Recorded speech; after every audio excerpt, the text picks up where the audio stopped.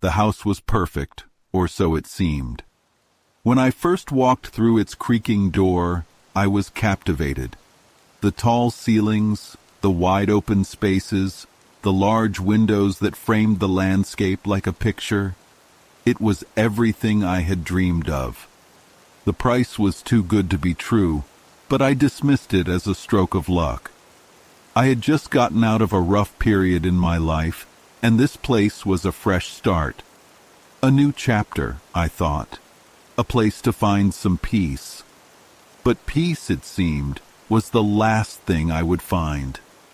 The first night, I didn't notice anything strange. I unpacked the last of the boxes, set up my furniture, and fell asleep in my new bed, the sound of the wind outside gently lulling me into a false sense of security. I woke up the next morning with a renewed sense of hope. There was something serene about the way the morning light spilled into the room, casting soft shadows across the walls. But by the time nightfall came again, something was different. It was subtle at first, a rustling sound from the floor below. I shrugged it off, assuming it was just the house settling. It was an old building after all, one that had clearly seen better days. But then, around midnight, the whispering started. At first, I thought I was imagining things. I lay in bed, the sheets tangled around my body as I stared at the ceiling, straining my ears to catch any sound, any sign that would explain what I had heard. But there it was again, a faint whispering, like a voice barely audible over the hum of the night. It came from the basement. I froze. My breath caught in my throat. I had never been fond of basements, even when I was a child. There was something about them, always damp, always dark, that made my skin crawl. But in the early days of moving into a new home, I had gone down there to check things out. The basement was as old and as uninviting as the house itself. Dusty, musty, with an air of neglect that made the space feel like it had been untouched for decades. The kind of place where you didn't want to linger too long. But now the voices seemed to be coming from there. Soft at first, but insistent. I sat up, gripping the edge of the bed. Should I go down there? Should I investigate? The rational part of my mind told me to forget it, to ignore the sounds, to focus on getting settled. But my curiosity was stronger than my fear. After all, it was just the wind, right? I made my way to the basement door, my footsteps slow and deliberate, as if the house itself was holding its breath, waiting to see what I would do. The door creaked as I opened it, the darkness of the basement spilling into the hallway. I reached for the light switch, hesitated for a second, then flicked it on. The light bulb flickered weakly, casting a sickly glow over the stairs that led down into the depths of the house. The whispers grew louder, more distinct now. My heart hammered in my chest, but my feet moved before I could stop them. I descended the stairs, one step at a time, the sound of my own breathing mixing with the eerie voices that seemed to fill the space. I could almost make out words now, but they were indistinct, unintelligible. I reached the bottom of the stairs and looked around. The basement was unchanged, still cluttered with old furniture, boxes, and the faint smell of mildew. But something was different. There was a feeling in the air, a heaviness that made it hard to breathe. The whispers continued, a low murmur that sent chills down my spine. It was as if something was waiting for me, watching me. I glanced around, but saw nothing unusual. Still, I couldn't shake the feeling that I wasn't alone. The basement was cold, colder than the rest of the house. I pulled my jacket tighter around me, the fabric rustling in the silence. The whispers seemed to come from everywhere now, surrounding me, pressing in on me. I turned around quickly, half expecting to see someone standing behind me, but there was no one there. My mind raced. Was I going crazy? Was I just imagining things? I took a deep breath, telling myself it was nothing, just my mind playing tricks on me. I quickly made my way back up the stairs, but as I turned to shut the basement door behind me, I heard it again. A voice, clearer this time. "Come down. Please, come down." My blood ran cold. I slammed the door shut, my hands shaking as I tried to steady myself. I backed away from it, my heart pounding in my chest. This wasn't just the wind. This wasn't just the house settling. Something was down there. Someone was calling to me. I didn't sleep that night. Instead, I sat in the living room, the lights on, every noise in the house now making me jump. The whispering had stopped, but the dread it left behind lingered in the air. I thought I was being ridiculous, but the fear gnawed at me, like an animal clawing at my insides. I had to know what was going on, but at the same time, a part of me didn't want to know. A part of me wanted to run, but I had nowhere else to go. This was supposed to be my escape. I spent the next few days trying to ignore the basement, trying to convince myself it was just my imagination. But I couldn't shake the feeling that something was wrong, that something was waiting for me down there, just beyond the threshold. It wasn't long before the whispers returned. This time, they weren't quiet or faint. They were louder, sharper, more insistent. "Come down, it's time. Help me." I stood frozen at the top of the stairs, my heart thundering in my chest. It was no longer just curiosity. Now it felt like a compulsion, a need, a pull that I couldn't ignore. I knew I had to go down there again. But something told me that if I did, I might never come back. The whispering voices had invaded my thoughts, and the unease that I had initially brushed off as paranoia now gnawed at my every waking moment. The basement, and whatever was calling from within, became an obsession. I couldn't focus on anything else, couldn't escape the pull.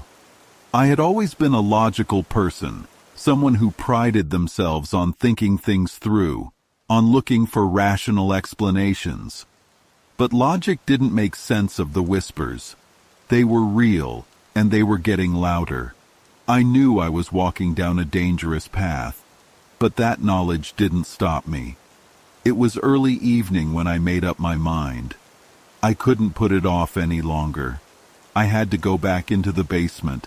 I stood at the top of the stairs, staring down into the black void below. The house felt heavier now, as if the walls themselves were closing in on me. The air was thick, and the house seemed to groan with age and wear.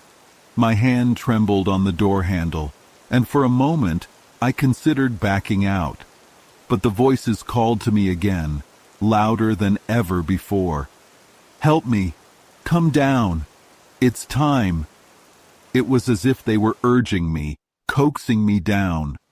I opened the door and stepped into the darkness, the air cold and musty, like the basement had been waiting for me. The same stale smell of dampness filled my lungs, but this time it was worse, heavier, more suffocating. The basement was silent for a moment, and I took a deep breath, trying to steady myself. The light flickered overhead, casting long, jagged shadows that twisted like living things across the walls.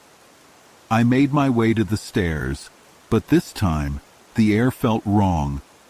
There was something lurking in the shadows, something that watched me from the corners of the room.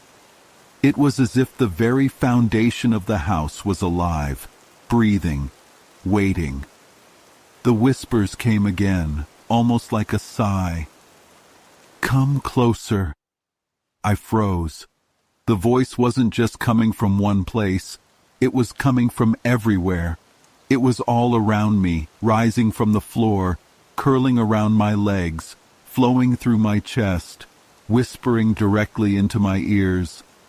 The voice wasn't human. It was something else, something older, something darker. I reached the bottom of the stairs and felt the temperature drop even further, like I had entered a different world entirely. My breath came in shallow gasps as I looked around, trying to make sense of what was happening. The basement was still as I remembered it, cluttered with old furniture, boxes, and remnants of a life long gone. But there was something new now, something out of place. A figure. Not a person, not really, but something that moved, something that wasn't quite right. The figure was standing in the far corner of the basement, its back turned to me. It was too still, too silent. For a moment, I thought it was just a trick of the light, the shadows playing games with my mind. But then I saw it move. It wasn't a fluid movement, but more like a shudder, an unnatural jerking twitch. My heart pounded in my chest, and the hairs on the back of my neck stood on end. I couldn't move. I wanted to run, to flee, but my legs were rooted to the spot. I was paralyzed by the growing realization that whatever this thing was, it had been waiting for me. "You're here," the voice whispered again, this time a deep, raspy sound that crawled into my bones. "You shouldn't have come."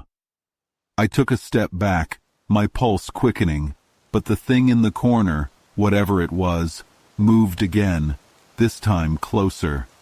My instincts screamed at me to turn and run, but something in my mind, something deep inside me, told me that I couldn't leave.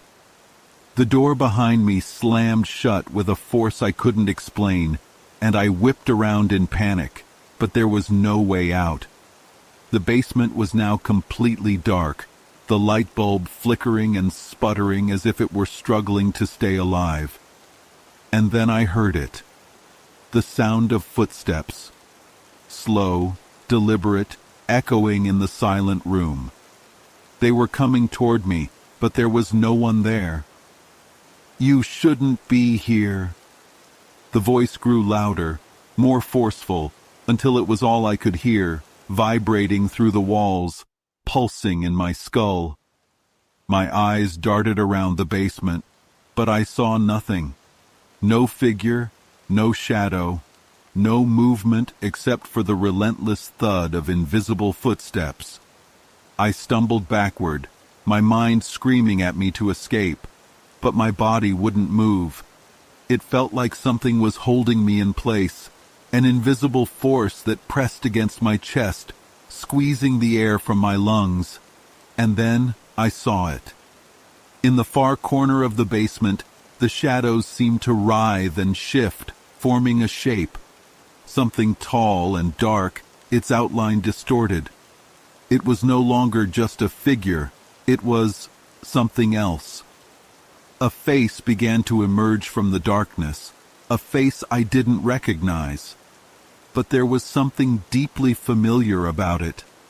The features were twisted, contorted, as if they had been warped by time, or perhaps by something far more sinister. The eyes glowed, faintly at first, like embers smoldering in the dark, but they grew brighter, more intense, until they burned into my soul. The whispering started again, only this time it was no longer a voice. It was a chorus, a cacophony of voices, all speaking at once, but none of them making sense. It was as if the house itself was speaking, all of its history, all of its secrets coming to life and filling my ears with a sound that was both maddening and hypnotic. The voices blended together in a terrifying harmony, as if the house were alive, calling to me, beckoning me to come closer. "You belong to us," the voices whispered. "You're part of this house now." And that's when it hit me. I wasn't just a tenant. I wasn't just living here. I was being chosen. I was being consumed by this house. The walls were closing in, the floor beneath me buckling, and the air felt suffocating. I could feel it now. Something deep, ancient, and powerful was awake in this house, and it wasn't going to let me leave. In that moment, I realized something that made my blood run cold. The house wasn't just calling to me. It was trying to trap me, to claim me. I turned, my heart racing, but the path to the stairs was gone. The door was locked.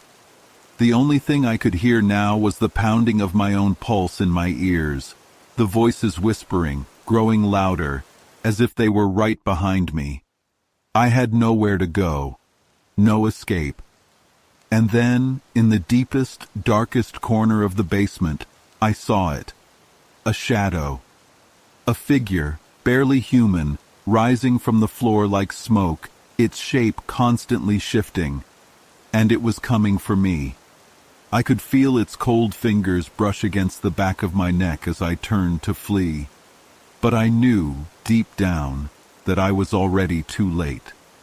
I can't tell you what happened next with certainty. Everything became a blur, moments stretching into what felt like hours, but could have been mere seconds. Time itself seemed to bend and twist inside that basement, as though the house had altered the very fabric of reality. I can't even be sure of where I am now, but I know this. I am not the same person who first stepped into this house. The shadows in the basement had consumed me. The last thing I remember before I blacked out was the figure rising from the floor, its form ever-changing, shifting like a nightmare made real. It was reaching for me, its long, skeletal fingers inches from my face, when everything went dark. I don't know if I passed out, or if the house simply took me. But when I woke, I was no longer standing in the basement. I was lying on the floor, cold and alone. It was pitch black, but I could feel the walls around me, the dampness seeping into my skin. I tried to sit up, but my body felt heavy, as if something was weighing me down. My head throbbed, and the pain was unbearable. I thought I might be trapped in some kind of fever dream, but when I managed to open my eyes, I realized the truth. The basement was gone. I wasn't even in the house anymore. I had been pulled somewhere else, somewhere darker. The floor beneath me was soft, almost like wet earth, and as I moved, I heard the unmistakable sound of dirt shifting, the creaking of wood. It sounded like I was buried alive, like I had been buried for years, forgotten. Panic surged through me, and I began to thrash, my hands scraping against the cold surface. But something stopped me. A presence. A voice. It was the same voice from before, the one that had called to me. "You've come too far to turn back now." I froze. I couldn't breathe. The voice wasn't in my ears anymore. It was inside my mind. The words echoed in my skull, reverberating in the silence like an old broken record. The house had done this to me. I had stepped too far into its world, and now I was a part of it. There was no going back, no escape. I tried to scream, but no sound came out. I tried to move, but my body wouldn't obey. The cold, clammy sensation of being trapped in an unending void seeped into every fiber of my being. I wanted to wake up from this nightmare, but the more I struggled, the more I felt myself being drawn deeper into it. And then the whispers started again. This time, they were louder, more urgent. They surrounded me, encased me, wrapping around my mind like a vice. There were dozens of them, no, hundreds, all speaking at once, their voices blending together, creating an overwhelming cacophony that threatened to tear me apart. "Come to us," they said. "Become one of us." I wanted to cry out, to beg for mercy, but I couldn't. I couldn't move, couldn't make a sound. My mind raced, trying to hold on to some shred of sanity, but it was slipping. The house had done something to me. It had reached inside me, touched the deepest parts of my soul, and now it was taking me. I could feel myself sinking deeper, into the earth, into the house.